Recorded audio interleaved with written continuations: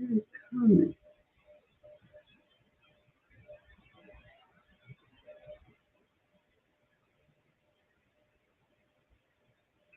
Hello.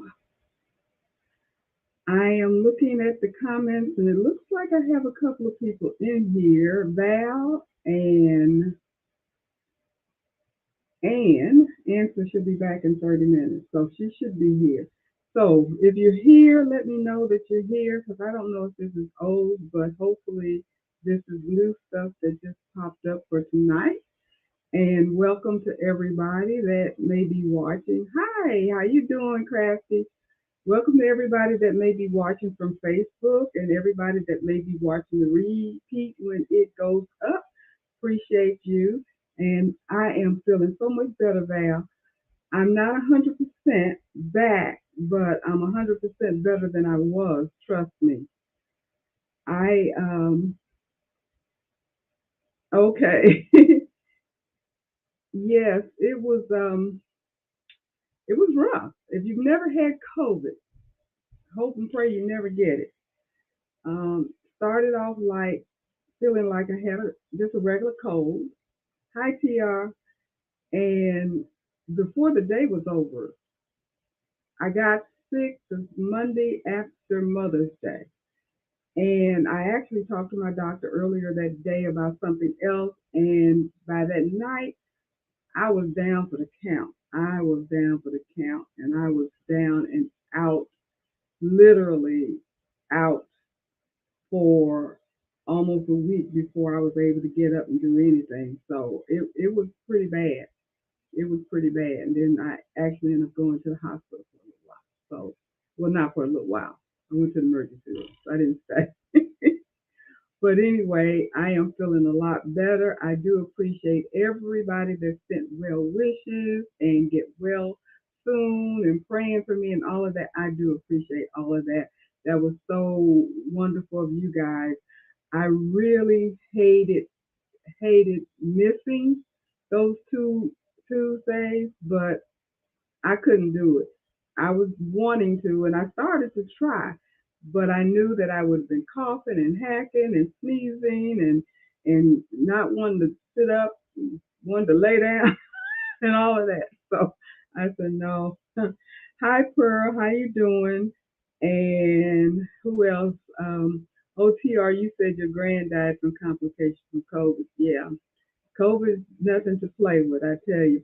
But when I was in the emergency room, the doctor told me that people are not dying from COVID anymore, which I know is not 100% true because I was reading an article and they said that there's at least 100 people per day still dying from COVID, but that is a huge difference from what it was a year or two or three ago. So I guess I dodged the bullet being an essential worker when it first came out for that whole length of time that I was working. I was still working when it first came out, all the way up to um, 2020, last of 2020. So I did have to go to work in a hospital and be exposed to the area that people were coming and going that had COVID. But the and I didn't get it, thank goodness. So if I had to get it at all, thank goodness I got it when it was no longer that death sentence. Pretty much is what it was. People went out, never came back out, and that was one of my biggest fear of catching COVID, going into the hospital, and your family never see you alive again. That was something that just tore at me because we saw people that happened to. But anyway, enough about me being sick. I'm better. I'm back, and I'm glad that you are stuck with me. And Eve Mar Evelyn, I'm here from Fort Myers, Florida. Hi, welcome. You're new. Robin, how you doing? I said hi to Pearl. Hi, Terry. and Val and and so that's who we have in here right now. So good. I had put on the schedule for last week to talk about dealing with a mistake, dealing with a customer that you may have made a mistake with an order and it's your fault. And how do you deal with that? And the reason I thought of that particular subject back before I did get sick, I was looking at several comments that was in one of the Facebook groups about people having issues where they had made a mistake or the customer was complaining that there was a mistake made where they had actually on this one particular situation this lady had done a large order and she had the color switch. I think it was supposed to be two colors and it was yellow and white, and she did white and yellow or something along that line. But anyway, the colors weren't the way that they were supposed to be. And she was wondering, oh my goodness, what to do with it and how to handle that situation. And then I saw a couple of other ones were asking the same question about what do I do? How do I handle this situation? And so I thought that that would be a good conversation for us to just kind of talk about this evening. Now, my personal experience so far, I've been pretty blessed. I'm only aware now if I've had any other issues, they just didn't bring it to my attention, but I'm only aware of one time where I had an issue where I didn't do what the customer was asking for. And it was a communication misunderstanding. And I had just started doing things for other people and I didn't write anything down. I trusted my memory. It was a small order. I mean, I was doing masks at the time, face masks, and the person wanted some masks made for her grandkids, and I had shown her pictures of some of the ones that I did, and she saw what I had shown her, and she said, "Well, I want one just like this one," and she picked out the same material and everything, and I want their names on it. And so I wrote down the names and all of that and had the ages, so I had the sizes and everything correct. And so when I did it and everything and presented it to her, she wasn't happy because she said that wasn't what she had asked for. Because what she wanted, the particular mask that I showed her, I had actually done for my daughter, and she's on here. I had a her handle was foxy, so I had put this pretty fox on there. And I'm not sure if I have her name on there or not, Terry. You may remember if your name was on it or not. But anyway, I the lady wanted the fox and the name. And I was just assuming she wanted the name because I mean you're asking and I had given her a quote of my price. You're asking for two designs. And I quoted your price for one design. So again, that was my mistake, not writing it down, not getting clarification. And being new with the business, and she also worked in my doctor's office, so I didn't want to make any enemies either. I went on and redid the mask, and I gave them to her for the same price, no extra charge. And at first, I had asked her to return the ones that I gave her, and then I would give her the new ones, which she did return them. But then I thought about it. I can't do anything with these masks. So I ended up giving her the whole thing. So she ended up with six masks. And that was the situation. So that's how I handled that. And that was the one situation. I was a little kind of not happy with her and with myself again, because like I said, I didn't get the clarification. I just made an assumption. She was assuming one thing and I was assuming something else. So there was no clear understanding about exactly what she wants. So I was just wondering, does anybody else have any situation that may have happened to them similar to that? And if so, how did you handle it? Because even though that was a small project and it wasn't a whole lot of money involved, time is money, material is money, and I just felt like I was doing double work and I didn't make any money. I gave the whole thing away basically. That's how I felt. I made no money. And so that's how I felt. I was a little not happy about that. So anybody else got any situations that may have happened to them like that or know of anyone?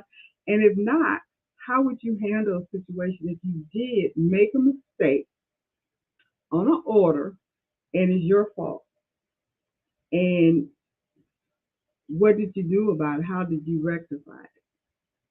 Because I know I'll tell you what some of the people were saying online about these other things that I saw online about how they suggested that it gets handled. So let me see who anybody. Hi Alicia, how are you? Yes, I am doing a lot better. Hi Ann, how are you? Thank you. I'm feeling a lot better. I do have I still have the sniffles and I still have an occasional cough. And I spoke to my doctor again today, video chat, and I wasn't aware of this, but I've heard of the term long COVID, and I don't even know if what what dictates long COVID. But she indicated to me that my uh, cold symptoms could last at least 90 days or more. So it's not unusual to continue to have the coughing and the sniffling and stuff like that for a period of time. So I'm glad to hear that since I still have it. It's been about 2.5 weeks now that at least that part is normal. So uh,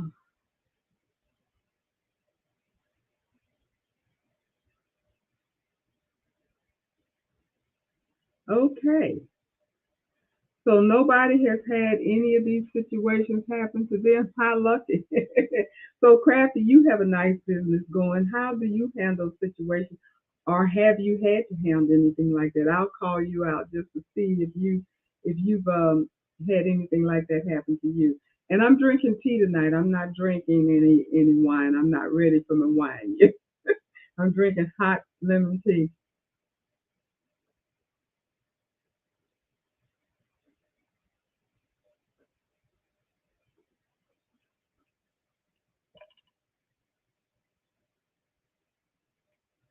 Oh, and you said your husband got COVID.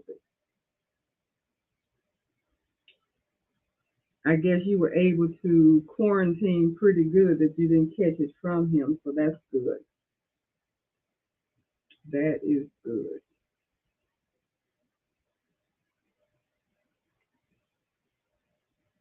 Okay. Well, let me tell you what was recommended. A couple of people were trying to um,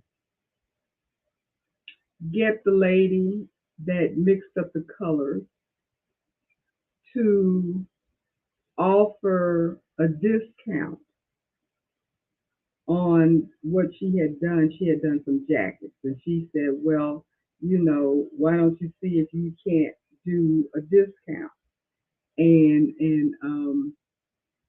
so you don't have to do the jackets over." And her rationale was, "Well, the colors are the same; they're just reversed, so maybe they'll be okay, and you just give them a discount." Other people were recommending that she do them over, pretty much, which if it was me, I guess that's probably what I would have done, even though that would have been a big pain, a big expense, because these were looked like Letterman jackets or something like that that she had messed up. And I'm assuming that they brought their own jackets and stuff, so she would have to replace those jackets and do them over if the person did not agree um, to have to accept them as is. And you were saying they always look for a lower price. Yeah, and Kathy, you say you haven't had any situation yet, which is great, and that's good. Now, um, one way to avoid having an issue like that, which, like I said, I only had that one situation, which I consider that as being a lesson learned, and that's exactly what I said. That's a lesson learned. Going forward, I will make sure that everything is written down. And that's one way to avoid it is to have some type of written contract or some method that you use that is spelled out what your responsibilities will be, what they are requesting, what they have accepted, what they have agreed upon, and double check the order, however you want to do it. I have a contract, and I don't know if anybody else has a contract, and it's a very generic kind of generic general service contract, and it talks about having everything approved and the customer approving the design, the color, the placement, and the size um, in the beginning. And then it also talks about the turnaround time guarantee. Um, if the order is to be expedited, there's additional fee. If there are any changes to the design, color, placement, or size after everything has been signed off and agreed upon, there's an extra fee. And now I got this sample and I tailored it to myself offline, I believe it was. And it talks about customer garments and if they bring in their own garments. And that's one big stickler that a lot of people are saying they won't accept anybody else's garment, personal garments. And I mean, depending upon what your niche is and what you actually do, I can see that being feasible. But if you do mostly custom work and if you're doing shirt, like I just did a some satin robe for a bridal party for the bride and her bridesmaid. I put their names on it and stuff on the back and stuff, and they brought the robes in because they had their colors and everything, which I didn't really like that particular situation that was the case. But that's how the job came across to me, and I agreed to do it. Unfortunately, it was during the time that I got sick too, so it took me longer to do the job than what I had promised. So one of the things that I ended up doing, which I don't do, I always get my money up front, always. I get no less than 75% of the cost up front once everything has been agreed upon and discussed. And because usually I'm taking part of that money to buy the items because I like to get the items myself. I don't like for them to bring the items in. I like to order them myself. And so, of course, part of that money is buying the items because I include that in the price. And what I do, I see somebody says something about taking pictures. Where I always send a who is this Eve Mar used to always send a picture before sending out the order. I will do a sample stitch on maybe some stabilizer or felt or something with a design or whatever in it so they can see how it's going to look, the color and everything, so they'll know that. And then the next thing I do is I do the first item, if it's more than one, like it's a shirt or whatever, I would do the very first one and take a picture of it and send it to them. And if they approve that picture and say, this is, I like it, this is what I want, everything is okay, then I ask for the other 25%. So by the time I do the rest of the order, I have all of my money. And so The order that I just did that I was late with, I did not do her that way because I didn't feel like it was fair for me to put such a stiff stipulation on her when I was the one that got sick and could not guarantee my time or fulfill the time that I had initially guaranteed her because I got the product, told her the price, told her the time frame, then I got sick. So I knew what her drop dead time was, so I pushed myself to get it done even before I was completely well because I wanted to make sure that she had her items in time enough for her uh, her need. Her wedding's not until June, but they wanted to do a bridal thing or some kind of trip or whatever and have the robes, and so they wanted to take them with them. But that's the only time that I do that. I always get my money up front. And so when back to the customer garments, um, the company, what do I have? In garments provided by the company from store inventory are guaranteed for customer satisfaction. Customer agrees to use the garments provided by the company. That's what I normally try to do.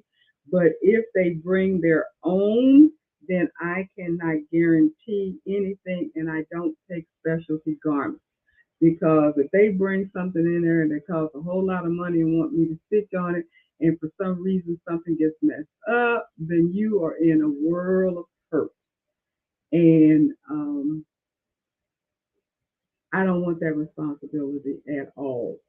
So if you're going to bring if you want something that is done that is expensive and would be difficult for me to replace, then I would prefer that you take that elsewhere. And I don't want that. I don't need that business because I don't need that pressure.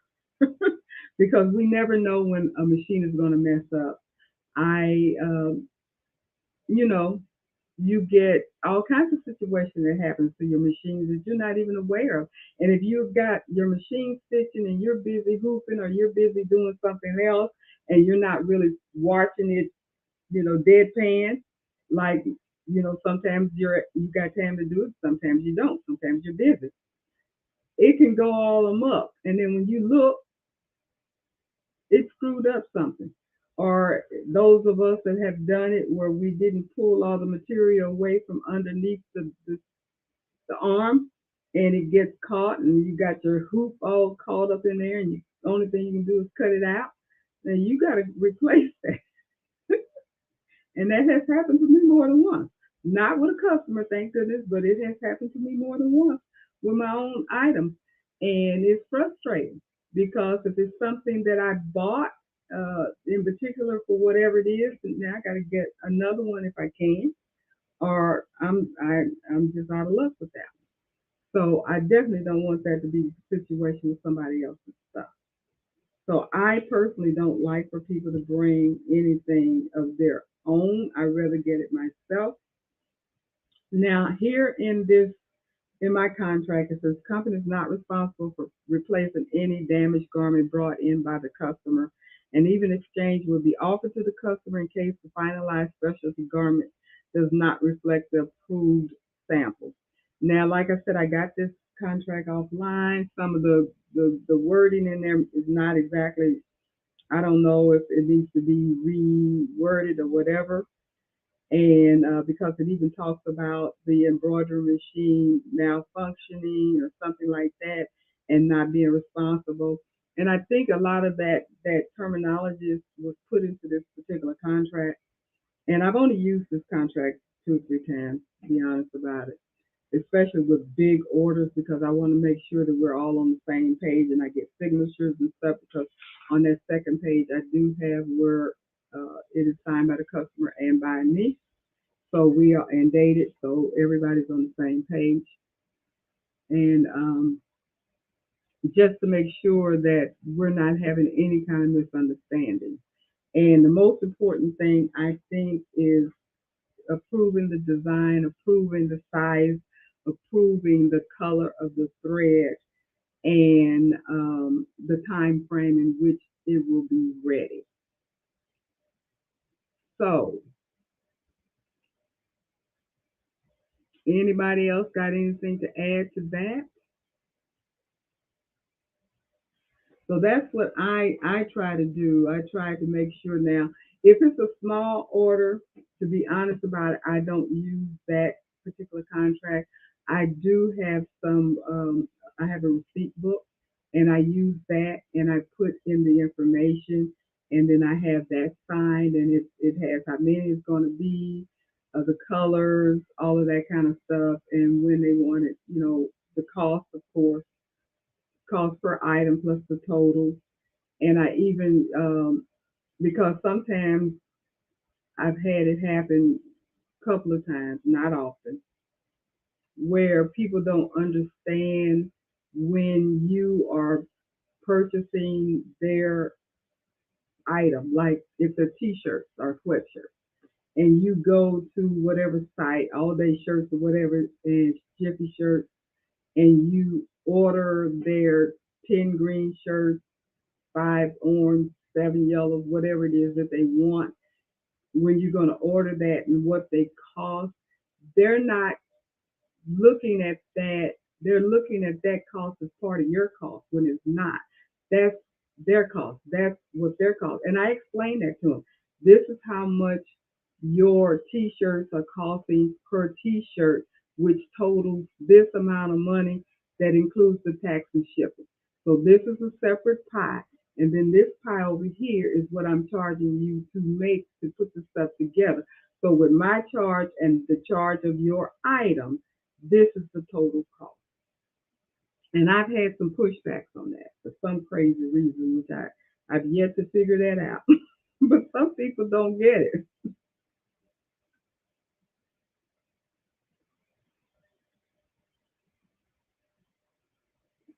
Some people don't get it because then they're saying, well, you're charging me 30 something dollars a shirt. No, I'm not. I'm not charging you 30 some odd dollars a shirt. I'm charging you what I charge to do the work. The shirt costs X amount of dollars. And when you add the two together, maybe that's $30, but that's not my fault. This is what you want and this is what it costs. And if you can find something cheaper, let me know and that's where I'll go. Because I always try to get the best price I can, always try to get the sale price. I've even purchased extra just because if you get X amount of money per whatever, you get free shipping or you get this discount or whatever, and it decreases the cost. So I'm able to pass that on a little bit. I'm not going to pass the whole discount, but I am able to pass that on a little bit to save them some money. So the whole uh, situation comes out at a reasonable price, but you still get people that complain. So I don't know if anybody has those issues either, but that does happen sometimes. That does happen.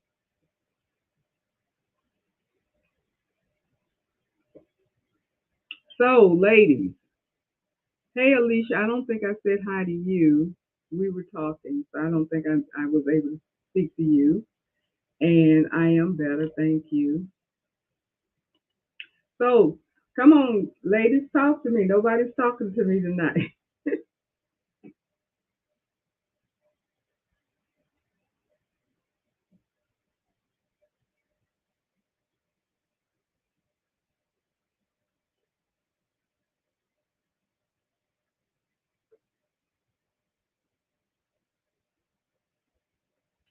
So, Evelyn in Fort Myers, um, I and you're looking at you say you sent a picture before sending out the order. So, are you sending a picture of the finished product, or are you sending a picture of your sample, or what is it that you're sending out before the order? And Val, you say, I do not give them the cost of the shirt. Wait, I don't give them the cost of the shirt undecorated. I give them the total cost. Okay. Okay. So, Val, have you had any pushback about that? And maybe that's what I should do. Maybe that's what I should do. I don't know. And I think, to be perfectly honest about it, the times that I've actually told them exactly how much the shirts cost, now that I think about it, is when I've had pushback with my total price. When I've had pushback with my total price where they're complaining that I'm charging them X amount of dollar per shirt, then I try to break it down so they can understand why it is costing what it costs. And it's not just me. Because they're going to always come back and say, well, I can go over here and get it for $10. I can go over here and get it for whatever, whatever, which is fine. And I told them that. That's fine. If that's what you can do, then, by all means, go where you can save money, you know, whatever.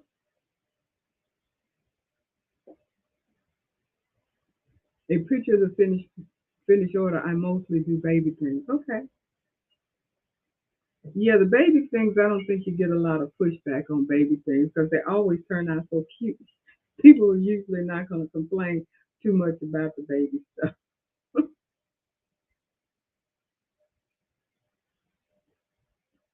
Unless you're doing those heirloom, what is it? Heirloom quilts that can run pretty expensive.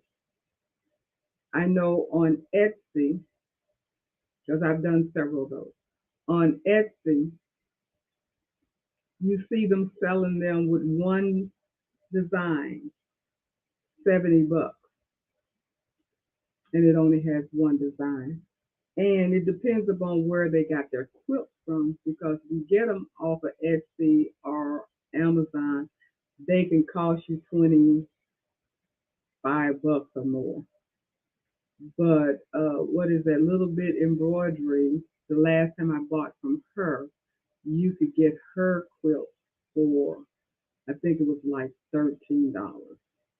So that's a good margin on that. But yeah, the baby things, I don't think people push back too much on the baby stuff because, like I said, they're always so cute and adorable. It's kind of like, and usually they're getting for gifts and stuff like that. So, but that's good. So you sent a picture of the finished order. So what if they don't like it? You've already finished the product. Have apparently you've not had that happen yet, so that's a good thing. But what would you do if they did? It's always something because I was looking at this article about how to deal with customers after the sale is done, and of course, they said make sure that you understand what the complaint is about and to not take it personally, keep it professional, and try to understand where the mistake was, how the mistake was made, and then see what you can do that is going to be satisfactory to both parties, to yourself as well as to the customer. But the customer, in my opinion, concerns should come before yours because it is a customer and you don't want people bad mouthing your business and saying that you do poor work or you don't stand by your work or you you know you don't have a fair practice or what have you. So you can end up losing money on a sale, but who knows, you may get another customer because they felt like you were fair with them. So that has always been in my mind because I know my mom had a store when I was a little girl. Before she passed away, she had her own store and we worked in her store. And she always told us that the customer is always right. And I never forgot that. Now, I don't know if that's always true, but that was something that was instilled in me as a young child, that the customer is always right. And then when I went into pharmaceutical sales, it was kind of almost the same way. Not necessarily that they're always right, but the fact that you always have to accommodate the customer. You can't, you just have to accommodate the customer. That was your job, that was the expectation, because, proving yourself right for one sale and then losing multiple sales does not make sense. So accept the fact that you made a mistake. Even if you didn't make a mistake, just, you know, let that slide under the rug and keep on going. So that's kind of how I've always had in my head. But I do know that people try to get over on you as well and will complain about the most minute situations just to get out of paying for a situation, trying to get a refund, or whatever the situation is. Even though I don't do refunds, it would have to definitely be my mistake that is flat down my mistake before I would do a refund, because I tell them up front when I'm asking for my money up front, this is custom. I can't do anything with it. I can't sell it. I'm not going to use it. So that's why I got to have my money up front, because it's a done deal with the orders and stuff.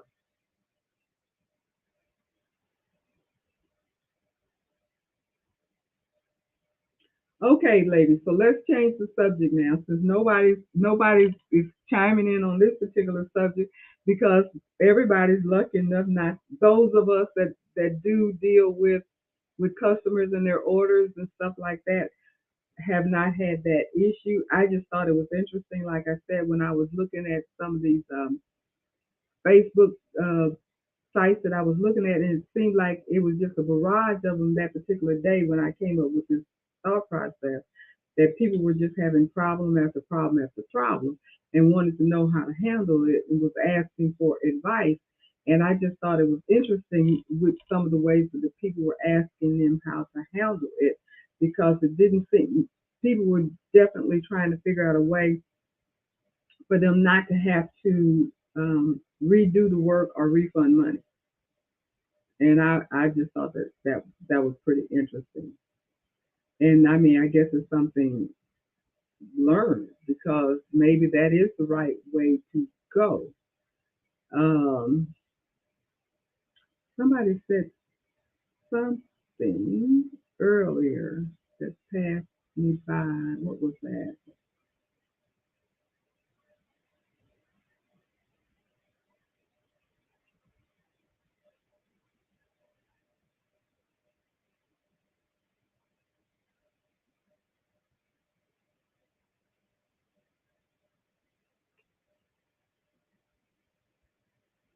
I thought I saw something, but maybe I didn't.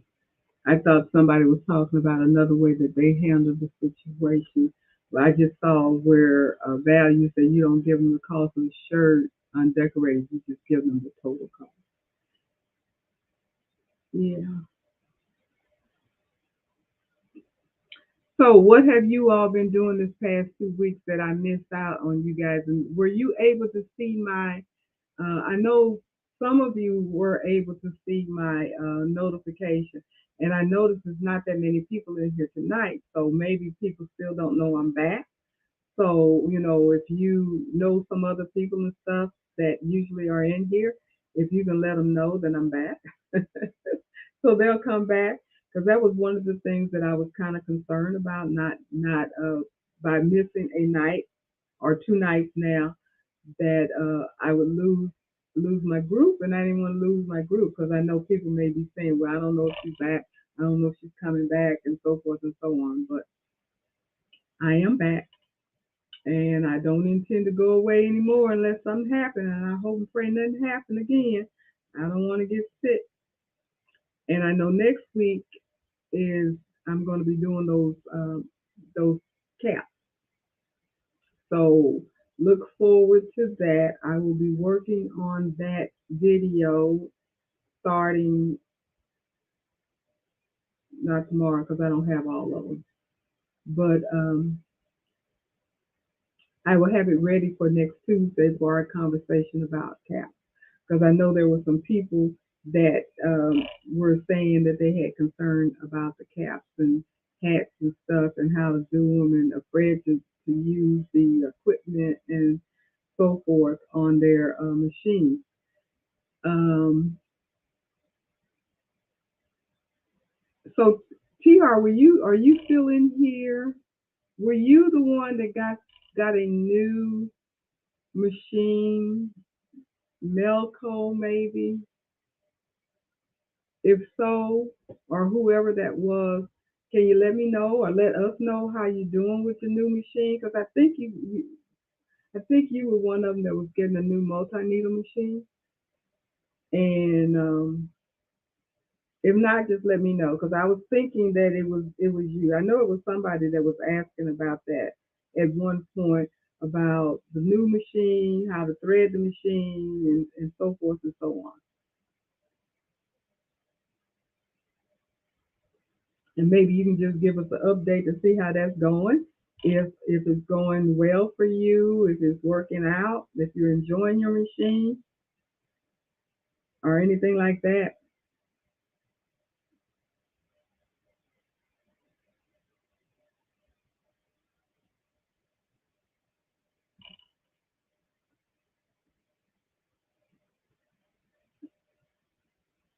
And did anybody bring their wine tonight? I didn't do wine.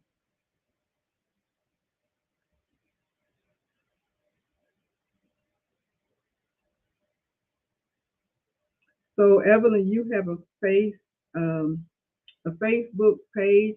Is Eve Mar your name on Facebook, or do you have a YouTube channel as well? No new machine for me on my wish list. Okay, that wasn't you. Okay, all right, Robin, you have some Cabernet. There you go. I decided not to do wine tonight, but I plan to do wine next week. I thought it would be best for me to stick with some hot lemon tea. Actually, it's blueberry with some lemon juice in it, and it tastes pretty good. And it's helping me um, with my throat. My throat's fine. It just scratches every once in a while. So I did not want to do any wine tonight. But I will be back at it next week. I'll be back at it next week.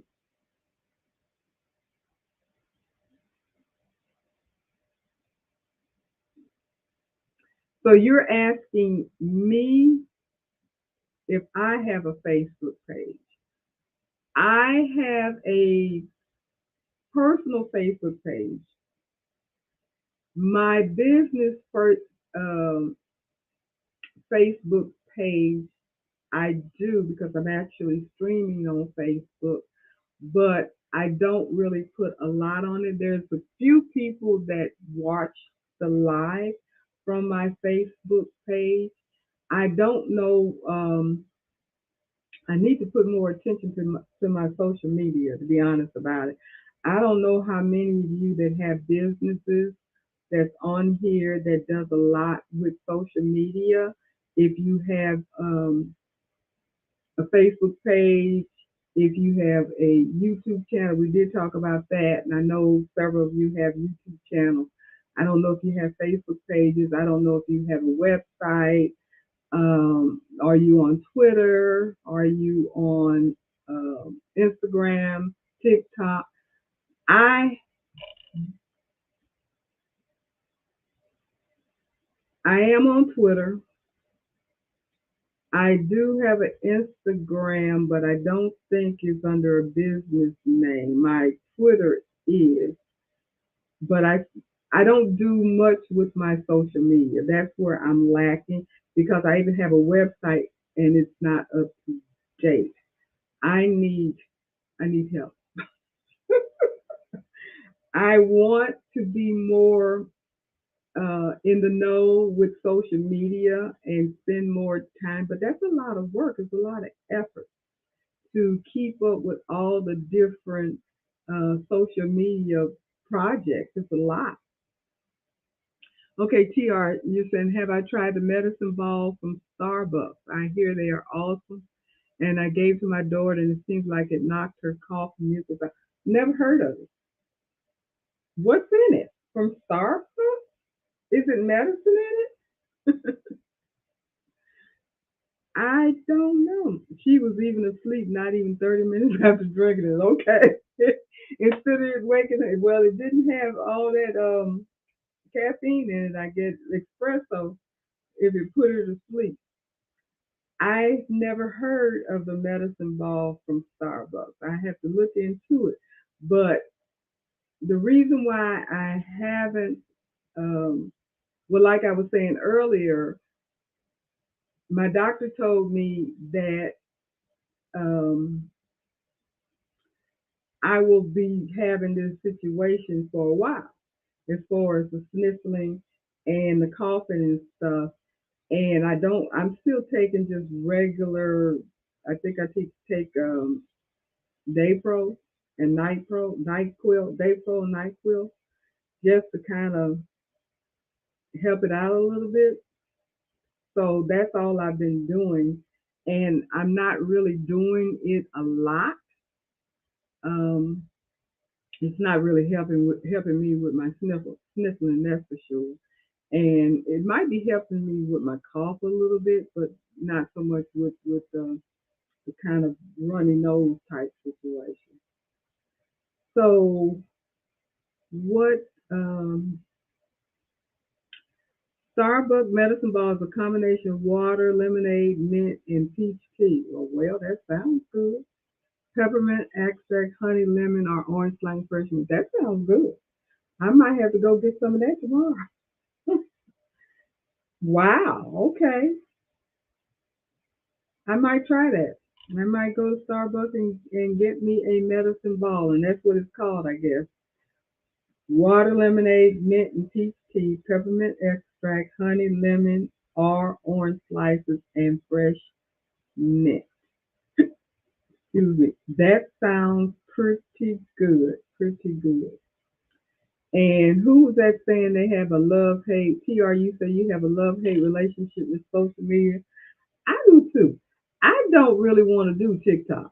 I've been told, my son has told me several times, Mom, you need to get on TikTok. I don't want to do TikTok. For some reason, I just don't.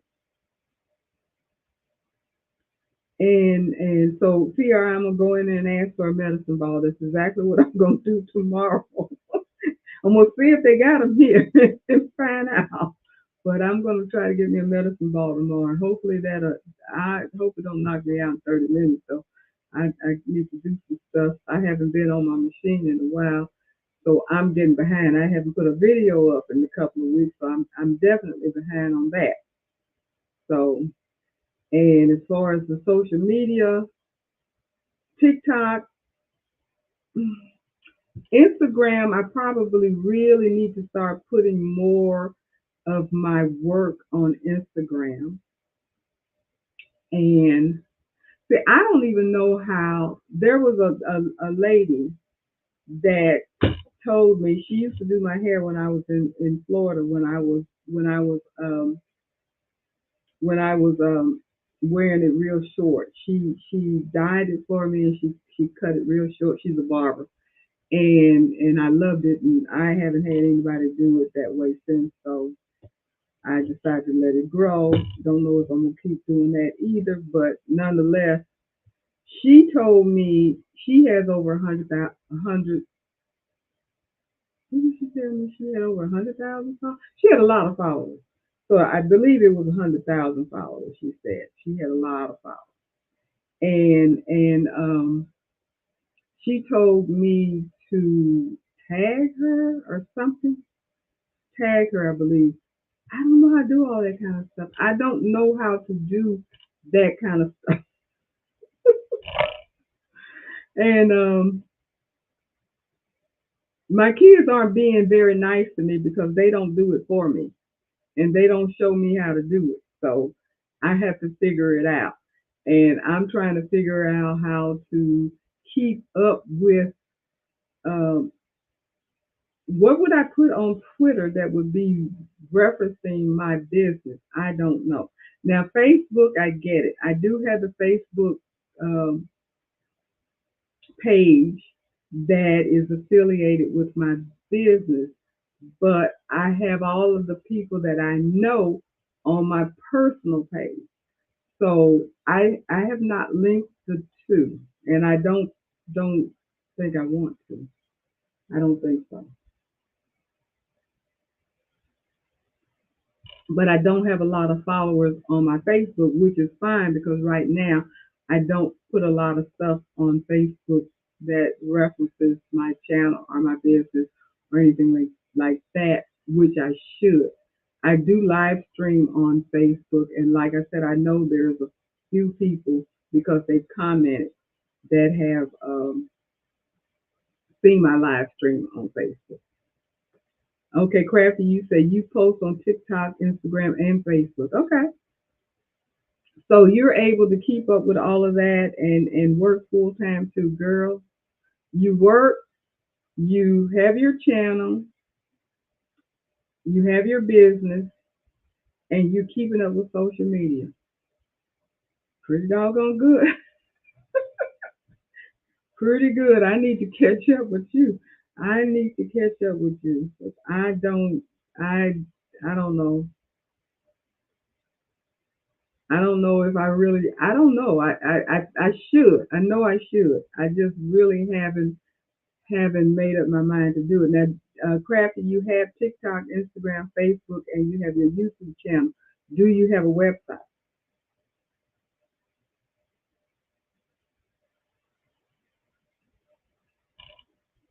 And do you? I never did ask you that, and I don't know if you mentioned it. Do you sell on Etsy or Shopify or anything like that? Do you have a shop? Because I have thought about Etsy, and I hear good and bad about Etsy. And I follow Katrina. What is her Grateful Creation, and she did a live a week or so ago. Well, whenever I saw it a week or so ago, I don't remember exactly when she did it, but she was confessing that she got permanently banned from Etsy, and she admitted it was her fault that she did continue to break the rules, and her rationale was that she listened to other people telling her things that weren't quite correct, which happens a lot. And because she was doing some licensed designs like Disney designs and stuff like that, that you, Star Wars, all of that stuff that you know you're not supposed to do. And they had warned her, but she was told that if you just change it a little bit, then it's okay, and you're not breaking the rules and so forth and so on, which obviously is not true. And again, like she said, well, I see a bunch of people with stuff on there, which I do too. I see stuff on Etsy all the time that are Disney's and this, that, and the other and stuff when you know good and well that they're not supposed to be doing it, but they're doing it and they're selling it and they haven't obviously gotten kicked off. She did. And so she was just telling her story about what happened to her and when it I think it happened to her a while back. I guess she just not, telling about it, but it happened to her a while back. And she also did another video that I didn't look at. I just saw the title where she was talking about because she had said she was going to do it about there are other places that you can actually sell online other than TikTok and not other than Etsy and Shopify that were even less expensive. And okay, Crappy said, I don't do it every day. I only TikTok and Instagram when I release a video. I have an Etsy, but I placed it on vacation mode for now. Okay. Yeah. So how do you like your Etsy experience? Um, I know when I first started watching Eve at the Baby's Booty, she had mentioned something about Etsy. She did Etsy in the beginning or at some point in her business career, embroidery business career, and she didn't like it. She didn't continue to do it. She felt like they took too much money. At least that's how she explained it. And even Katrina was saying, about the money that you had to pay. And I do know that there's a fee. I don't know how the fee works, but they probably get a percentage of your sales and so forth and so on. I don't know exactly how that works, but she just felt like it was not um, something that she really wanted to do. So she just maintained her business on her own without doing that. And then I know she has a website, but I don't think she has any products on her website. Her website is mainly geared towards her channel. And TR, you said, right, I would like to be making that money, but just can't bring myself to put my business at risk. Yeah, exactly. And there are people that have been fined. I know, again, back to Eve, she did one of the lives she did a while back. She talked about this situation that she had been made aware of. Where, and matter of fact, I think she even showed the video where this particular lady was talking about how they were actually fined a lot of money for not following the rules, and they were being sued by Disney itself or whoever it was. I think it was Disney. I'm not sure, but they were in a lot of trouble. And so, the warning was out that you don't do that, which makes sense. I mean, we all know that these are licensed situations. And I know even on my website, I have a mask or two of some stuff on there that's licensed, and I probably need to just go ahead and take that down.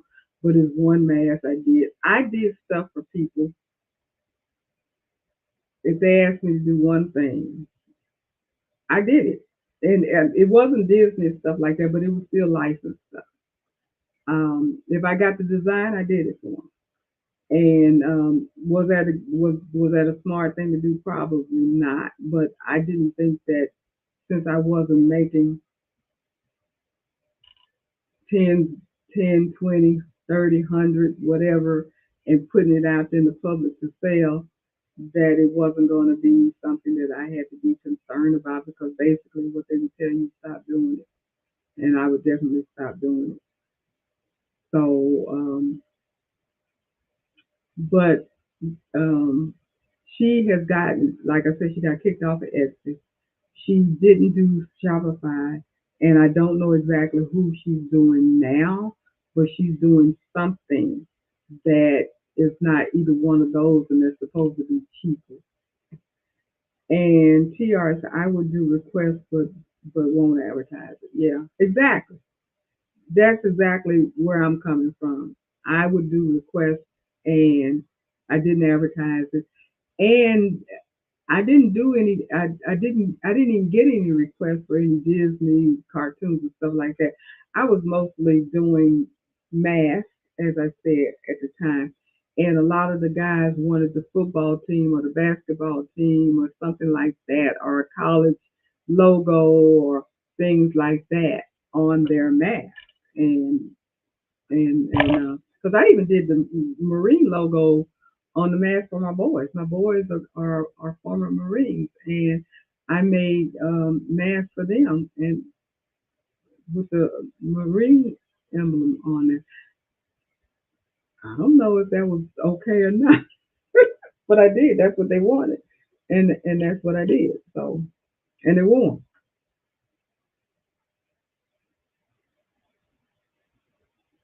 I had a doctor that wanted the Marine on one side, and he wanted the what they call it, the caduceus, I think is what you call it, the medical sign with the snake going around. And so I did that. Okay. Kirby said Etsy is easy to open and manage, but there's a lot of competition depending upon what you sell, especially if you work on garment decoration. And also, they do keep a lot of your earnings. Yeah, that's what I heard, that they do keep a lot of your money.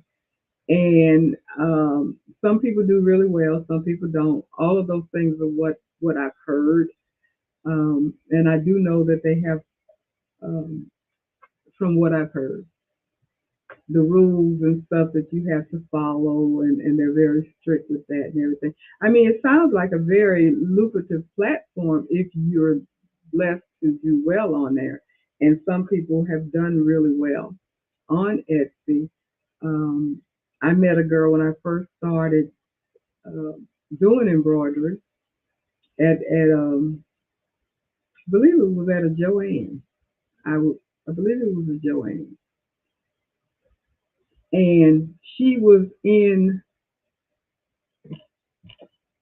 You know how they have the little, well, some of the Joannes have the little store where they sell the Vikings and Husqvarnas or whatever inside the store, and then they have those reps that are in there that will do the demos for those particular embroidery machines and stuff. And she was sitting in there one weekend, young lady, and because she was going to college, and she was making key fobs, and she was they were really cute. Back on was cork, and I don't remember what the front part was, but it was really really cute, and she was sitting down there doing them. So I started asking about it. And she said, "Yeah." She said, "I go to college and I do this demo stuff here part time, but I'm making these for my Etsy shop." That's the first time I had actually heard. Well, not so much first time I heard about Etsy, but really put the two and two together about Etsy shop, embroidery stuff, making money type situation. And she said, "I do this for my Etsy shop," and she said, "I make about $10,000 a year," which I thought for a college kid doing it pretty much part time, and that's all she was selling. And she said she was doing very very well with that. And I thought, "Oh wow, that's interesting." And they were really cute and stuff. So I guess it just depends. I guess it just depends.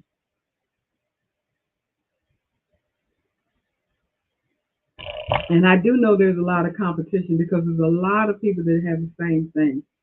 And I only go on Etsy, to be honest about it. I just buy designs off of Etsy. I rarely buy. I have bought other things, but 95% of my purchases on Etsy has been for embroidery design. I don't pretty much shop craft stuff on Etsy. There was some wedding stuff that when my son was getting married, I went on there and got some stuff for his bride to help out with the wedding and stuff like that. And I bought a few gifts that were not related to embroidery type stuff off of Etsy, but the majority of the things that I bought off of Etsy, like I said, 95 or even probably 98% of the stuff I bought off of Etsy has been designed. And there's a lot of the same. That as Etsy pay the taxes you would owe in the sale. Etsy pay the taxes you would owe in the sale. But okay, they take the taxes out of what you make. I'm assuming is what you're saying, because whatever, yeah, because when you buy something from Etsy, they charge you sales price. Because I know if I buy a $2 design, my bill is $2.11 or $2.12 or 20 or whatever it is, but it's not just the $2. It's $2 plus tax. And so they're paying in taxes and you get your 1099. I'm assuming that's what you get from Etsy. If you work with Etsy, I'm assuming you get a 1099. I'm assuming that's how that works. I don't know, but I would assume that's how that works.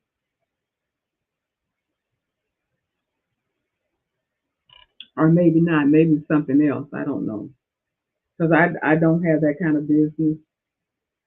I'm not there yet, and I don't even know if I want to be there. I'm just home, and part of me wants to branch out and get bigger, and part of me does not.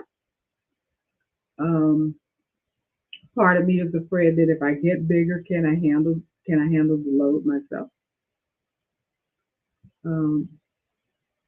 Because it's easy to say yes, I can do it, and then you don't do it, or something happens, or you put a lot of stress on yourself to get it done in a timely manner. Because I definitely want to get it done in a timely manner. I remember again when I first started off, and like I said, I was doing math. I was in Florida, and I got this big order from a doctor's office. Actually, I didn't know it at the time. She was ordering for two different offices, and it was it was a big order. I can't even remember how many masks it was, but it was something like ridiculous for a single needle machine. My baby in the back right here is all I had, and she wanted her business logo on the mask. So it's embroidery and putting the mask together. So not only am I doing the embroidery, I'm doing the sewing to put the mask together. So you're doing two things. Well, more than two things, because you got to cut the pattern out. I mean, you know how you make your mask and stuff. Because I remember I got my son and his girlfriend to come over to help me, and we set up an assembly line, laying it out, cutting it out, putting them together so I could get them. And then when I got them embroidered, then they had to do some more arrangement. Then I had to sew it together. And then when I got it all sewn together, then they had to turn it around and stuff and iron it out and give it back to me. Then I had to close it up. And I mean, we had this whole assembly line going to get this order out in a timely manner, because I think I told her I could do it in 3 weeks or something like that, because it was such a big order, and being new to embroidery and stuff, and having a single needle machine, and if I'm not mistaken, the design, both, I had two separate logos because it was two separate offices, and if I'm not mistaken, each one of those logos had at least two colors. They didn't have multiple colors, but they had at least two different colors. So I had to at least change thread twice, um, just for the embroidery part of it. And so that was like, whoa, that's a lot. That's a lot. So, Crafty, you said you buy the PNG files and rhinestone files from Etsy, but I mostly get them from Creative Fabrica. Etsy does get the taxes from your sales and do send your taxes in for the end of the year. Okay, that's what I thought. That's what I thought. Um, yeah, I have not bought PNG. Yeah, I have gotten some PNG files off of Etsy. I remember. I don't think I've bought. If I bought any rhinestone files off of Etsy, it's only been a handful, if that much, because I have been buying mine from File Addiction. That's the site that I was introduced to, so that's where I kind of fell in line with File Addiction. I have seen some on Etsy that I like. I haven't bought any rhinestone files in a while, but when I was getting them more regular, I was looking at them more. But the majority of my rhinestone files, I've gotten them off of File Addiction. Um, is that the name of it? I think that's the name of it. It's been a while. It's been a while since I bought them too, because I really haven't done any rhinestone. I like to get my rhinestone transfers already done from Texas Rhinestone, unless somebody or I want something personal, or somebody's requesting something personal that that um that I need to put together. But it's work. It's work. I got a bunch of rhinestones here, and I don't do a lot of rhinestone because my biggest issue that I have yet to get my Cricut um, cutting cutting adjustments right. and end up I always end up having to do more work with it. My file addiction. Okay, all right. I'm not familiar with rhinestone mechanics, but my file addiction is where I get a lot of my rhinestone um, files from. And rhinestone mechanics website, I'm not familiar with them. I'm gonna have to look them up. I do Texas rhinestone, and I like them a lot. They will do custom, just like file addiction will too. Because I've had file addiction. Like when I did my jacket I had up there for my HBCU, I had looked at all that they had, and they didn't have my school, and they had a lot of the HBCU, but they didn't have my school. So I got in touch with her. I said, "Why you don't have my school?" And I said, "Can you do my school and how much it's going to cost and stuff?" And she did it, and she just put it on her site and didn't charge me anything extra for doing it. She just did it and put it on her site for anybody else to buy if they wanted it. So I just bought it, from her for the regular price that she was charging, and not for a custom order, which is what I thought I was going to have to pay for a custom order. But she didn't charge me for a custom order. She just did it, put it on her site, and charged me the $5.99 or whatever it was for the regular thing. So she was pretty good. If there's something that you want and they don't have it, this is my file addiction. She's pretty open to do stuff like that. Sometimes she'll tell you because I know, and again, it's been a while because I haven't done any of that with them for a while. That if they're busy, if she's really busy, then she'll let you know, well, I can't do any custom stuff right now. But if not, then she'll do some custom stuff for you. And if it's something that she can sell on her website, then she may not charge anything extra for it. Just put it on her website and you just buy it from her. So I like them. I like them a lot. And like I said, Texas Rhinestone. I don't know. They will do custom, but I don't know if I've gotten a custom from them. I don't think so. I don't think so. But I've been satisfied with their service as well because the other thing that they do, I remember there was an order I was trying to get and it did not come in a timely manner, and I needed it by a special date, and it didn't come in was it didn't come when it said it was coming. So my time frame was getting short, and I got in touch with them to tell them, look, I don't have it. It was supposed to be here. I need it. I have a deadline. So they sent me out a whole new set of what I had ordered without charging me any extra money.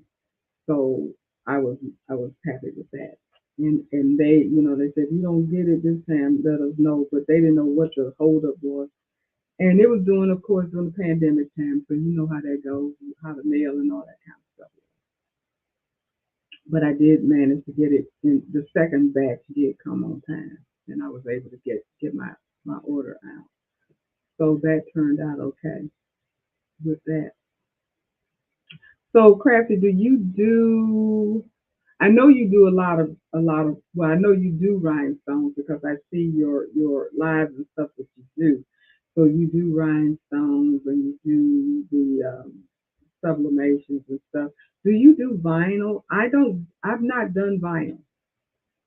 And that's something I keep telling myself I'm going to do because I have lots of vinyl here, but I don't do vinyl. I have done rhinestone, um, and I want to get back into it. So I've been watching your stuff because I want to get back into it. But I just need to know a good setting for my cricket to cut out the cut the flop because I've not been successful with that. That part has not worked well for me. Um, I know when I watch Eve do hers, and she runs it through her cricket, and she comes and she pulls the things up, and all of the little dots and stuff are gone. Mine aren't. I'm constantly having to pick them out and all kind. It's just I don't always get a good cut on mine, and I don't know what setting I need to have mine on. That's what I'm trying to find. I don't know what setting. Oh, you started your garment decorating with the HTV. Okay. I started mine with sublimation. I didn't even go that route. I went on when I decided I was going to do well, I did embroidery. That was the first thing that I did. When I got my little machine behind me, I started off with embroidery.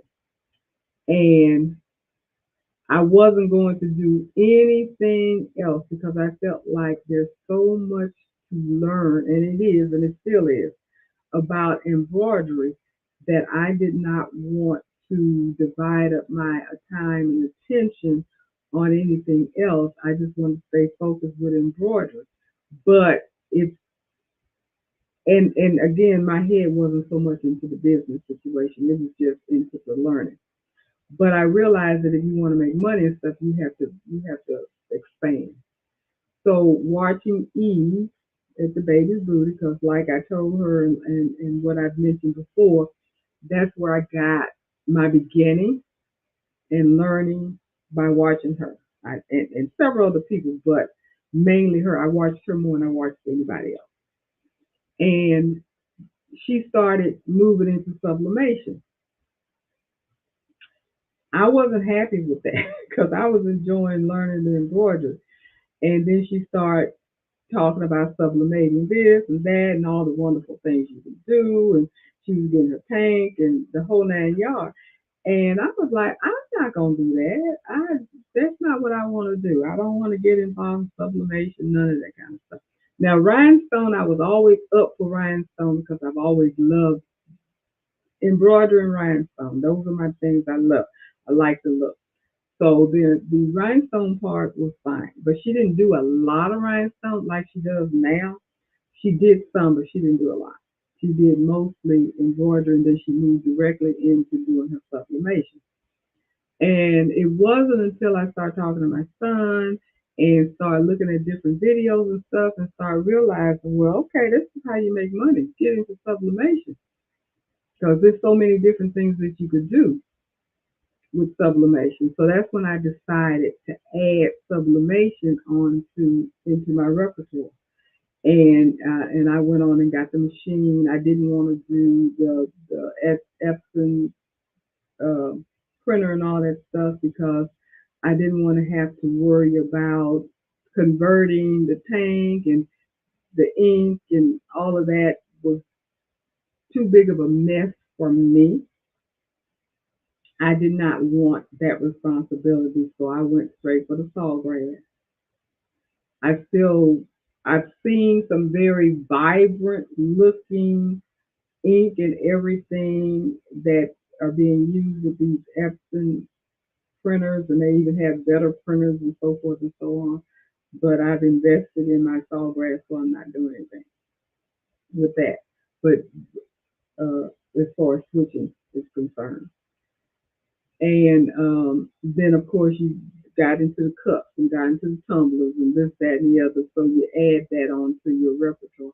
Then she went to the DTF. I was like, oh wait a minute, I can't afford the DTF and the sublimation and the embroidery and the right stuff.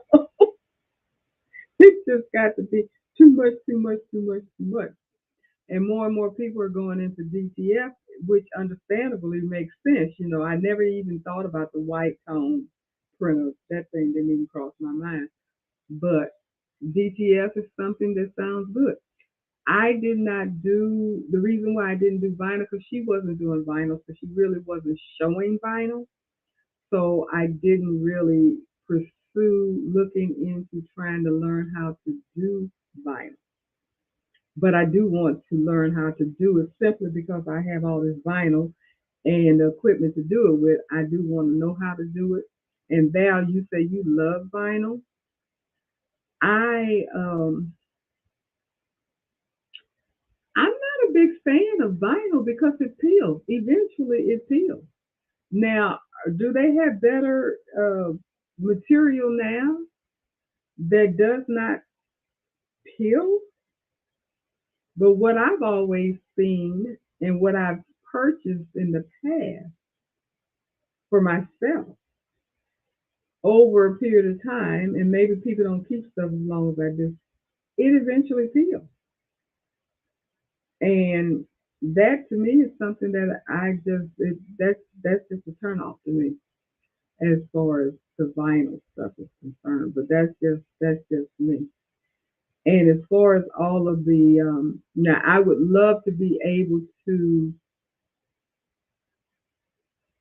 sublimate on different types of shirts.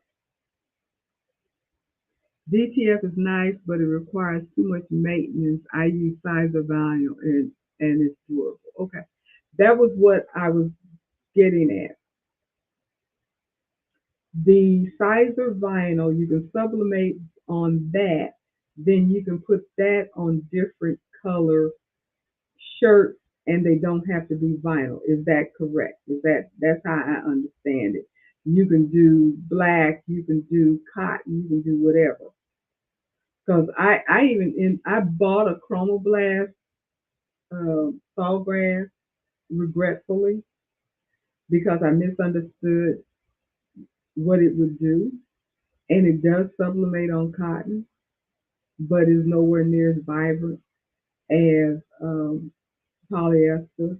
And I didn't know that they weren't interchangeable, so I was not happy about that situation.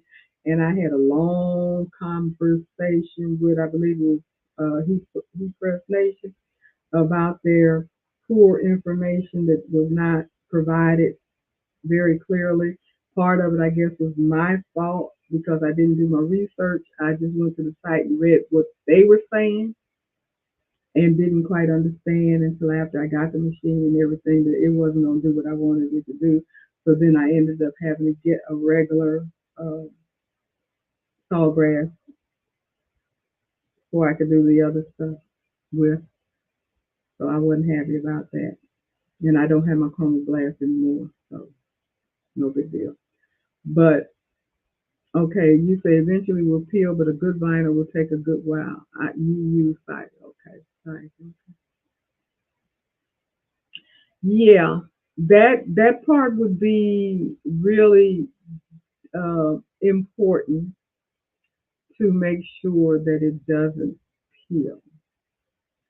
And as far as the DTF is concerned, um, don't they have more advanced machines now? Because I know when Eve first started doing DTF years or so ago, years or so ago, at least maybe going on 2 years now. She got one of the first machines that they had over here, and she ended up not being happy with it. And I think she ended up getting rid of it. And she got another one. And I remember her showing us all of the different stuff that she had to do. But if I'm not mistaken, I think I've seen where they have the newer models now that are easier to work with. Do they still require the same amount of maintenance?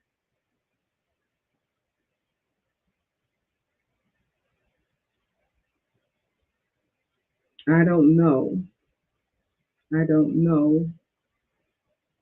But I do know that if you're doing shirts for a living, part of your business, put it that way, then DTF probably is the way to go, or either the sizer. But the sizer again reminds me more of the chromoblast because you are putting this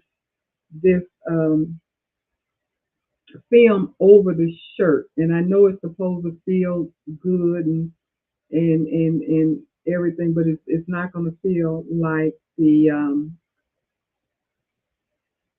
regular sublimation is. And Crab, you said you had the Epson wide format converted into sublimation. Yeah, which yeah, that's what people are doing and were doing. I chose not to do it. My son, the one in Florida, he bought an Epson printer to convert, and he did convert it. It did not work well for him, and he did say it was messy, and he managed to get out of that. He managed to actually get it back to people. To be honest, so he got out of that.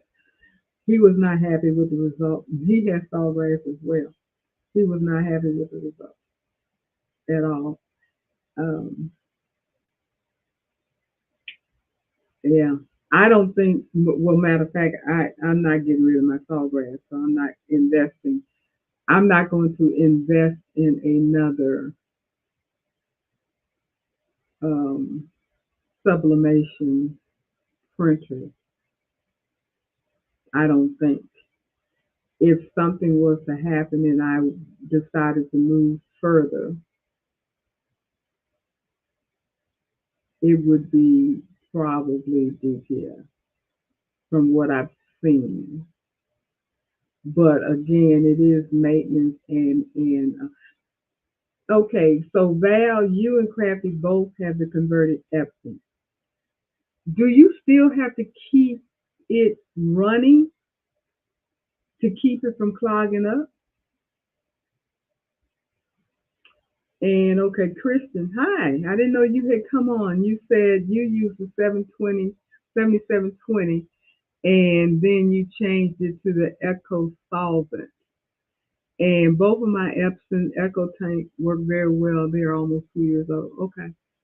What is the Echo Solvent, Kristen, if you don't mind uh, telling me that. I don't know what that is. I've heard of the Epson 7720. I'm not sure if I've heard of the Echo Solver because I'm not really keeping myself abreast as much as I should with sublimation because I haven't sublimated anything in a while. I was doing it pretty regular at one while, and then I started doing more of the tumblers and cups and stuff like that, and not so much with the shirts and everything. So my regular Sawgrass 1000 was working perfectly fine for me with that. So didn't didn't think about doing anything. It's a water-based ink that is used on a specific vinyl. Okay, okay. It's kind of like I guess it's like the sizer vinyl that you print on. Now, when you say water-based ink, um,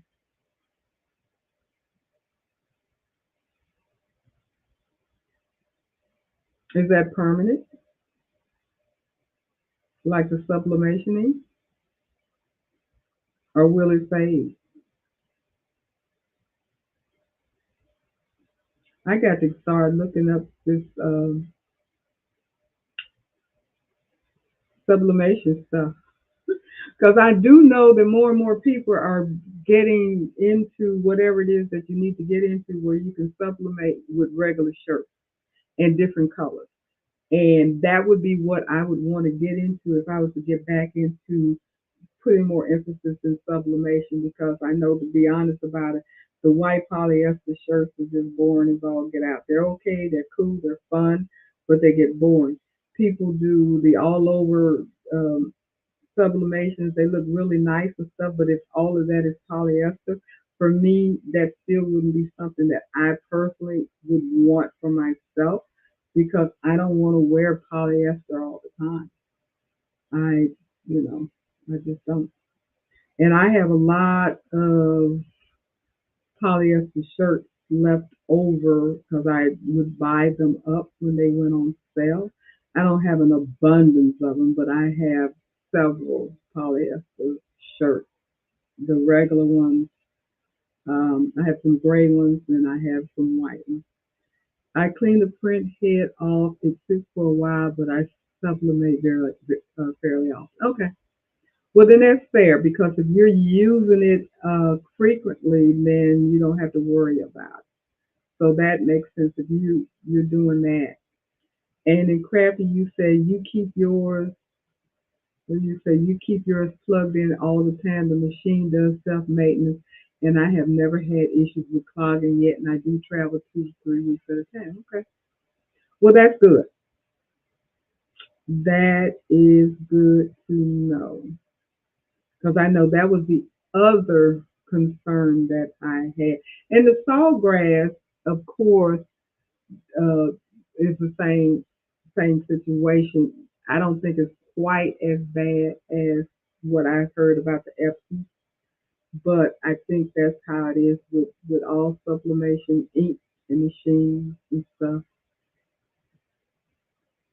Yeah.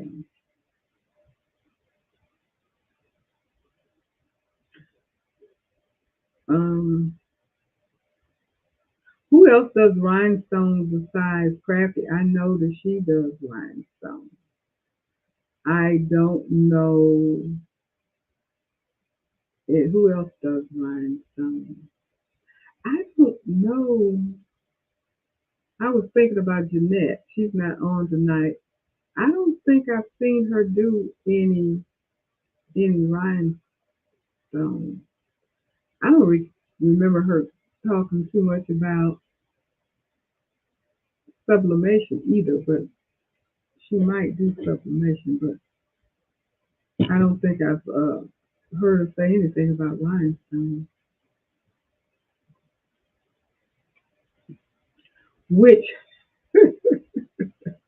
is a whole nother animal if you want to hear the truth. Especially, I tried to get into doing a cup. I'm not gonna say cups. I have several cups, but I actually got a cup on purpose to rhinestone. And I've seen all the beautiful designs that people were doing, how they sell these cups for $1 zillion, and they have all the rhinestones and stuff on there. I never thought that that would be anything that I would do to sell because I know it would take me a 1 zillion years to get it all done. Which this one particular cup that I did do did take a long time, and it was nowhere near perfect. But has anybody done that or thought about doing it? Crappy, I started with rhinestone not too long ago, and you love it. Now, yeah, you do really good with it. I like your work. I like what you're doing, and the Silhouette Business Edition works really well. I've used it with doing rhinestone templates. So that part I can do. Well, I haven't done it in a while. So I when I was doing it, I was doing it fairly well because I did go in there and create some stuff and things like that, or I pulled in from my file addiction and all that kind of stuff. So I know how to use it. Again, like I said, my biggest problem is getting the cutting adjustment on my Cricut correct, so I can more, um, cut better, so I would be able to do my rhinestones more often. That's one reason why I don't do them a lot because it's a lot of work for me because I haven't gotten it adjusted, and I guess I just have to keep doing it and doing it and doing it until I do. But I haven't figured out the right adjustment for my Cricut yet. So that makes my rhinestone template more work than what I want to invest in. It's easier for me to just order a template and put it on the heat press and be done and be done with it than creating my own. But so if you don't mind sharing your setting with me, you can share it with me now, or you can send me a DM or whatever. I would love to know what setting you use so I can try that to see if that's going to work for me. Now I've gotten my clock from um, TRW. What is that? The Rhinestone World. Is that the name of that that website?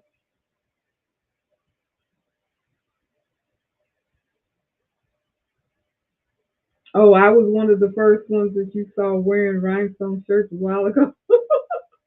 Yeah, I was doing rhinestones pretty frequently at one point. I because I love rhinestones, and some of them I did myself, and some of them, like I said, I ordered, and so but people, people would order, see my shirt or whatever, they would want one, and then I would do a shirt for them, stuff like that. So I started doing shirts for myself and other people and stuff like that. And I still have a collection of rhinestones, and I have a collection of rhinestone files that I'm not used yet. And I have a whole bunch of rhinestones that I bought that I haven't used, and I know Eve has this buy-in for rhinestones, and I see people be buying and buying and buying. And I said, well, I'm not getting it because I know me. I love rhinestones. I get out there and buy all that stuff and don't need it, and because I just love the look. I love the look, and it would be so many things that I would want to put rhinestones on. Like there's people put rhinestones on their cricket machines, and I thought about doing mine. I have not done it. I have the sheets. Hi Mary, how you doing?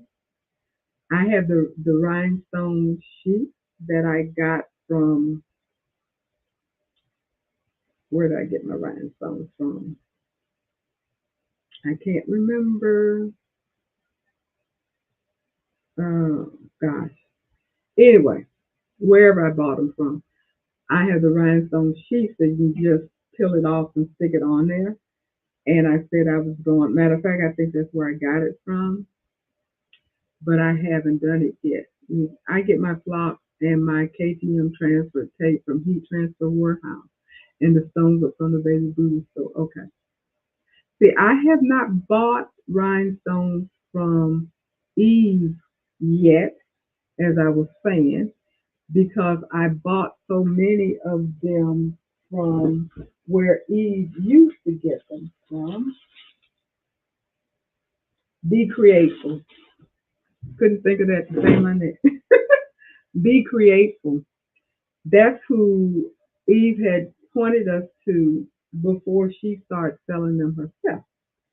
And so I bought a bunch of them from her.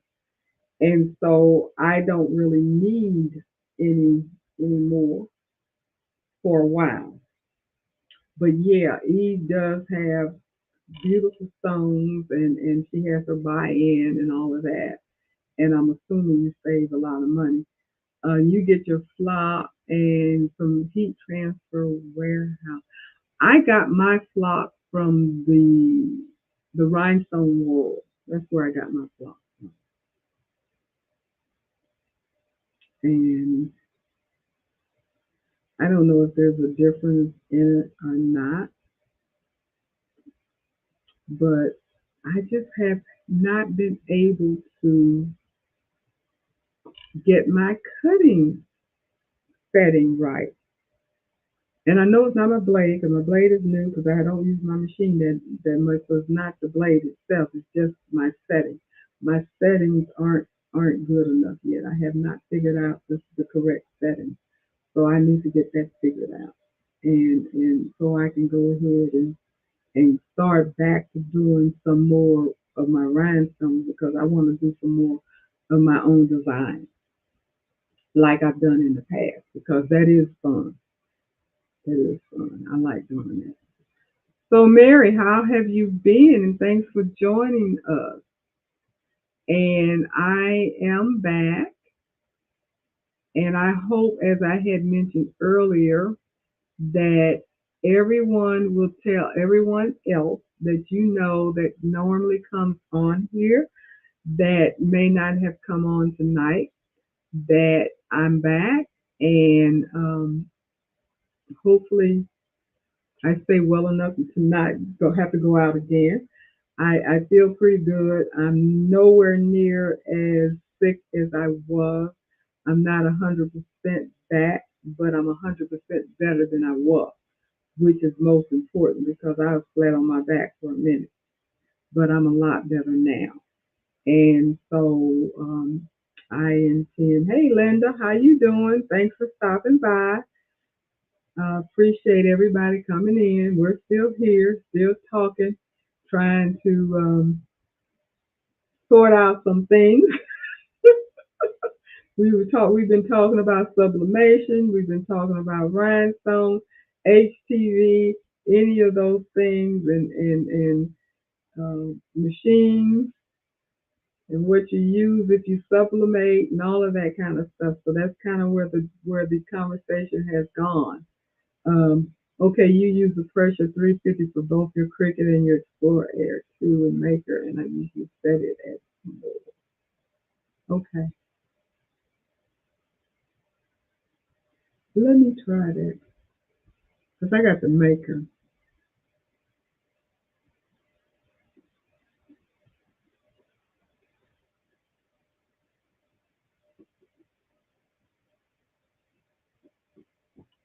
I am going to try that. I know I just have to. I'm gonna do a small design and just cut it and see how it works because if I can get it to do what it's supposed to do, I will be so happy. Therefore, I'll be able to do more of my rhinestones and stuff like that. And maybe do a little demo every once in a while with the rhinestones. That's one reason why I hadn't done anything because, like I said, the rhinestones that I'm using now are templates that I have already purchased elsewhere.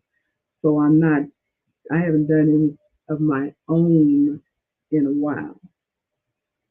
Um, but people like the templates that I have are able to get, which works for me because it makes it easy. It makes it easy. Just slap it on there, do your thing. Nobody needs to know whether you did it yourself or not, as long as they get it and they like it. And as a matter of fact, I had thought about doing a shirt the other day, and I might do a shirt before the week is out because I got a couple of templates that I had ordered a while back that I wanted to do, and I just never did do it. And I need to rotate out some of my shirts and stuff. And the one thing that I like about, like I said, I get mine from Texas rhinestone. When I first started doing them, I was very careful with how I washed them. I was very careful. I didn't even put them in the dryer. I let them air dry and all of that kind of stuff because I didn't want to lose stones and everything. And now I just throw them in the washing machine, throw them in the dryer, and they still hold up. They still hold up. I think I have one shirt that I found where I lost a few stones. Other than that, stones were there. And I was like, wow, that's pretty good because I was afraid that they would. I was thinking that you had to be real careful with them, which you probably should. You probably should. But like I said, when I first started doing them and I was wearing them, like Kathy, you said when you first saw me, I was wearing them when I was in Florida and stuff. I was very, very careful with my shirts. I washed them on gentle, turned them inside out, hung them up, let them air dry and stuff. But I said, I'm not messing up my shirt, all this rhinestone on there. And now I just take them and throw them in, dry them, take them out. I don't even worry about them anymore. I was so surprised that they held up. They're holding up, so that's good. And I know a lot of my shirts are at least 2 years old, at least. Yeah, they do wash well. They do wash well. They hold up pretty good. Pretty good. You do them right, they hold up pretty good, which is good to know. Because that was my concern about back to the vinyls, about vinyls peeling off and stuff. So I gotta try the vinyl situation. See how I'm gonna do that too. I got a lot of stuff I got to try to expand myself.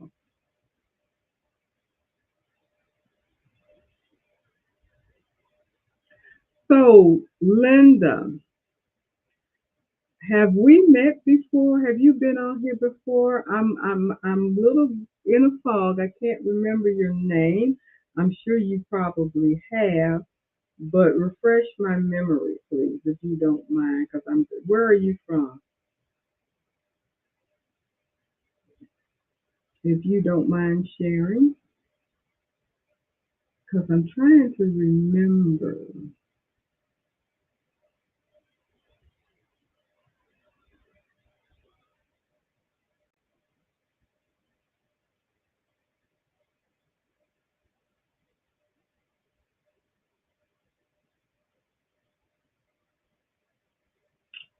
Oh, Kristen, I'm just now seeing your reply that you made about the water-based ink.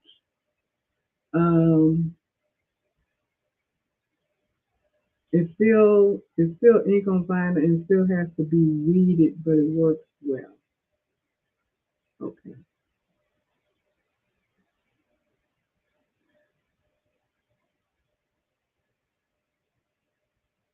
that's interesting.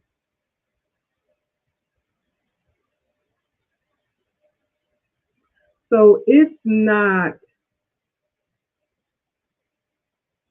the vinyl like that they're using, and I don't even know if it's called vinyl to be honest about it. Maybe it's not called vinyl.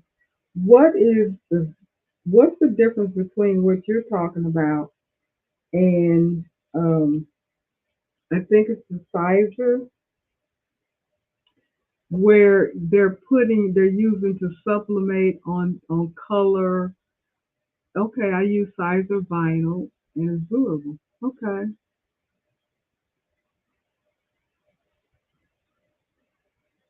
For some reason, I was thinking that it's printed off just like regular sublimation printing paper, and you take it and you press it the whole thing on your shirt or what have you. I wasn't thinking it was something that you cut out and you were reading. That's what's throwing me. Just follow the press setting on the vinyl, and each name brand has a different setting. Okay. Hmm. That's where I'm getting confused. So I use Cyber Vinyl for Echo Solvent printer. I'm gonna look that up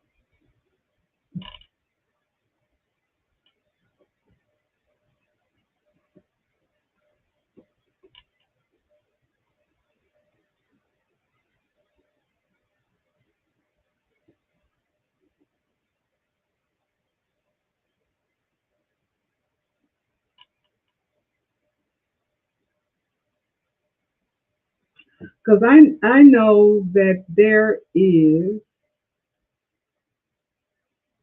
and she's most likely not on here. I haven't seen her, but there's a different kind of ink, and therefore you need another sawgrass printer if you're going to use this sawgrass ink that you can use to print on this particular paper.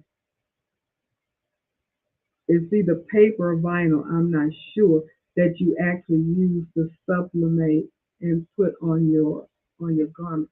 You can use clear HTV and then sublimate on top of it. Okay. Mm. And then if that's the case, are you using a special ink? This is for crafty. I think that's what it is. You have to use that particular ink. It's a specific size or vinyl that I guess is okay. All right. I'm gonna look that up so I can get clarification because I thought I was clear in my understanding of how that works. But the weeding part threw me out because that if I'm understanding you correctly, you're actually cutting it. You're putting it through your cutting machine if you have to weed it, correct? Or am I wrong?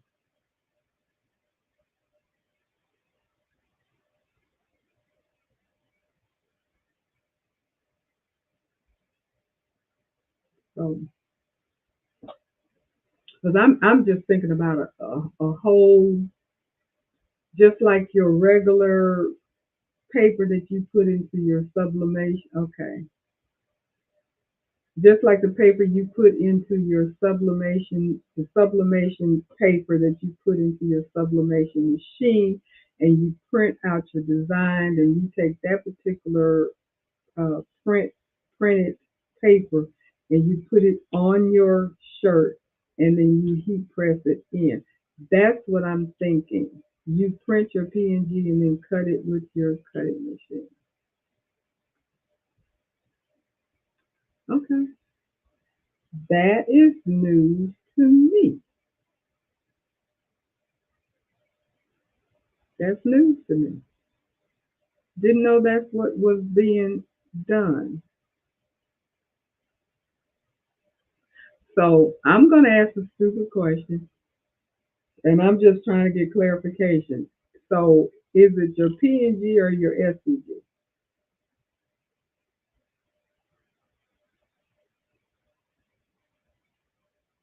Because you apply it with a heat press. Right. You apply it with your heat press machine. I get that part.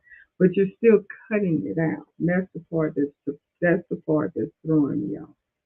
That you're cutting it. It's PNG. Okay. Okay. I am going to look that up so I can get clarification. So when I come back next week, I'm going to be very clear and I'm going to know exactly what it is that you're doing because I'm not aware. I'm behind. I'm behind the time on sublimation. I just be honest about it. I've not kept up with anything that pertains to sublimation. I've not looked at any videos in a long time on sublimation, so I've not kept up with that. That part I will own up to and be honest about it. I've not kept up with that. Linda, you said I started watching you before you moved, but never commented. I am often simply hanging out in the bushes. Most of the time I watch on my TV while I work. Okay. Well, thanks. And you're from South Carolina. I do appreciate that. Size of easy color works with an inkjet. Okay, Val. Thanks for telling me that. I'm gonna look all that stuff up so I can catch up. But yeah, Linda, I thank you for watching me and keeping up with me. I'm still here. I'm trying my best to be more present now because I know I was waning up and down for a minute in between moves and so forth and so forth. But trying to stay a little bit more focused now, especially since I'm not sick anymore. Um, the product you might be referring to, Easy Subly, that's what it is. Thank you. That's exactly what it is. That's exactly what it is. The Easy Subly. Yeah. And that's where you have it's a special ink and you have to have a separate machine. Okay. That's what was confusing. Well, that part is confusing about the ink part, but I'm still confused about the PNG and the Echo solvent and stuff because I'm not familiar with that machine or that product. So I'm going to look that up. And Kristen, you are printing an image, putting it on your cutting machine, read it, and then heat press. This method permits me to do more than I do with regular vinyl. Okay. And you don't use Easy Subway. Okay. All right. So they're two separate products. I'm familiar with the Easy Subtly. I've heard about that, and I have a friend that got a machine so she can use that because I know it uses a particular ink, and if I'm not mistaken, a particular paper, particular ink, and you can do colors and all of that kind of stuff, which works. That's what I'm familiar with a little bit. The Echo Solvent is new to me. I'm not familiar with that, so I'll have to look that up and become more familiar with that. Those are workarounds, which are good workarounds that make it possible to be more creative and more expressive with the sublimation, especially when you're doing garments and stuff. Because, like I said, the white polyesters, I'm sure they're born. Not a lot of people that probably want a lot of that. Does anybody do the all over? Because those are cool looking, the all over the sleeves, the whole shirt and everything. I saw a picture online today, I believe it was, where someone did a dress all over. I think it was a graduation dress. And they had the person's picture on it and her name and a bunch of stuff. It was an entire dress. And I was like, wow, that was a lot of work. It's cool. It looks good. But that was a lot of work. That would be a lot of money, but it was really cool. I don't know. I don't even know if they addressed what they did. They may have. I just remember seeing the picture because I don't think I read whatever was with the picture. I just saw the picture and I thought, oh wow, that's cool, and kept moving. But I'm gonna have to be a little bit more um, dive in a little bit more about some of this sublimation stuff that's going on. It's not going to do anything but make me want to do more sublimation and get more equipment and stuff which I don't need to do. So I don't need to do anything that's going to require me to spend money. Yeah, T-shirt chick does a bit of all over sublimation. Okay, I have what? Well, I haven't watched her in a while. I haven't watched her in a while. The vinyl is called Sizer Color Print. It is printable value vinyl made for Echo Solvent. Right. That down.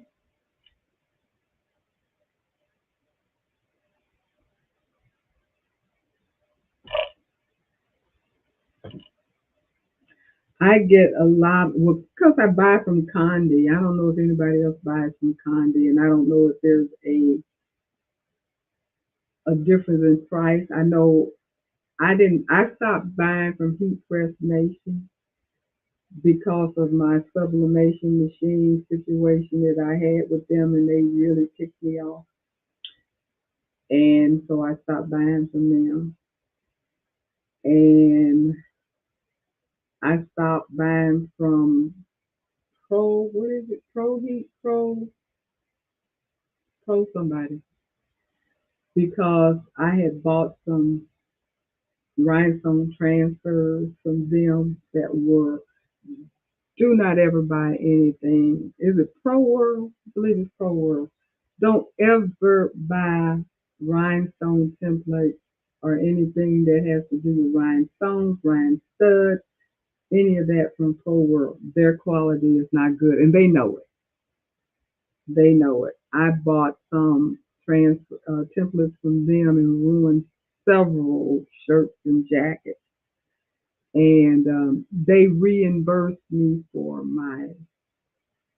um, for the templates that I bought, but they did not reimburse me for the items that were ruined, and I was not happy.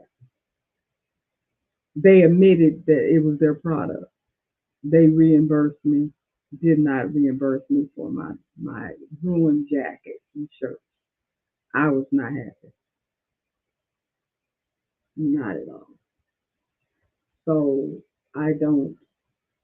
buy from them. And then when I say I don't buy from them, I haven't bought anything from Pro World since then. I don't think. Heat Preservation, I did get my cup,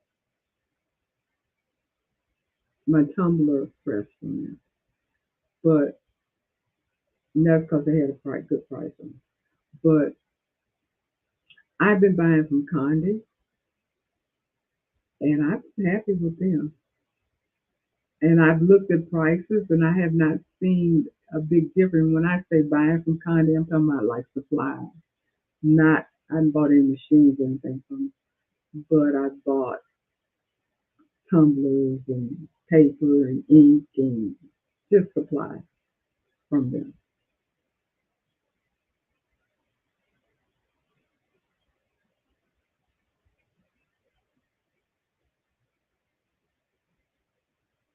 Easy Subli uses sublimation ink which you can print and cut. Okay. Yeah, I knew that Easy Subli uses sublimation ink. I just wasn't thinking about printing and cutting. For some reason, I just didn't put the two together. Makes sense depending upon what it is you're doing. I just did not put the two together. But I will, like I said, look into that. And maybe I can check out the t-shirt chick doing a all over shirt or dress. Linda used to, I have some screen print transfers that I bought from them and have not been able to get them to work. I thought that I was doing something wrong, maybe not. And I'm assuming you're talking about Pro World. Huh. The images are printed mirroring each other, then sublimated with the sublet on the item you're transferring the image to. Yeah, Linda, I don't know about the screen print transfers. I just know that, and if you're talking about Pro World, I bought, as a matter of fact, I still have them. I didn't throw them away, but I have them separate. I don't know why I haven't thrown them away because I'm not going to use them. Scared to use. I have them in a separate area. They were very cute, and I really wanted to use them. They were so cute, but I did the heat press just as they said, peeled off, rhinestones coming off. They didn't adhere. It was just a mess. The rhine stud melt. It was just a mess. It was just a mess. And like I said, it was. I know I messed up a jacket and about three shirts because I kept trying, thinking it was me. And then I realized I said, no, I've not had any issue because I went on and bought, because I mentioned it to a friend of mine and she told me about Texas rhinestone. And I bought some from Texas Rhinestone and did the exact same thing. Followed the instructions, did the same thing, worked fine, no problem, no issue. So I said, it's not me. It's not me. It's not me. And I got in touch with them. Like I said, they reimbursed me for the template, but they did not reimburse me for my ruined garment. And I specifically asked them to, and they did not, even though they admitted it was their stuff that was jacked up. So it was like, mm-mm. No, I would recommend you get your screen print transfers elsewhere. If they're not working well for you, then it's probably not you. Especially if you followed their directions and it didn't work out, it's probably not you. Probably their stuff. Don't know where they get their stuff from or if they're producing them themselves, but it doesn't work. And Christian, you said Patrick from Craftable Things has a video on Echo Solvent printing. Okay.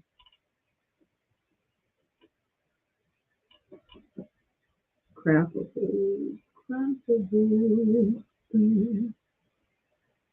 I will be looking all of that stuff up because I need to keep up with the times. Well, ladies, it is now 10:04. We've been on here a couple of hours. Okay, Patrice, we talked about a lot of different stuff, and I'm glad that you guys joined me. I'm glad that you guys hung in, didn't abandon me. So, like I said, let everybody else know that you know that I'm back, and hopefully the word will get out.